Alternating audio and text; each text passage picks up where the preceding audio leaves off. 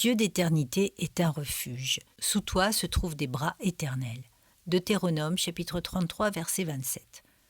La nature éternelle de notre Père céleste devrait à la fois nous humilier et nous encourager.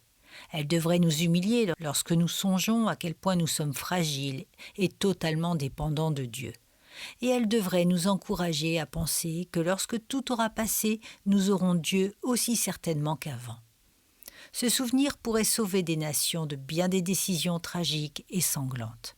Si les notes écrites par des hommes d'État l'étaient dans la perspective de cette connaissance, elles seraient sensiblement moins incendiaires. Et si les rois et les dictateurs réfléchissaient calmement à cette vérité, ils marcheraient plus humblement et parleraient moins comme des dieux. Après tout, ils ne sont pas vraiment importants, et la sphère de leur liberté est plus réduite qu'ils ne l'imaginent. Shelley décrit un voyageur qui a vu dans le désert 2 grandes jambes en pierre, sans tronc, et plus loin une tête brisée, partiellement enfouie dans le sable. Sur le piédestal où se dressait autrefois la fière statue étaient gravés ces mots « Mon nom est Ozymandias, roi des rois. Contemplez mes œuvres, ô vous les puissants, et désespérez. » Et le poète ajoute « À côté, rien ne demeure.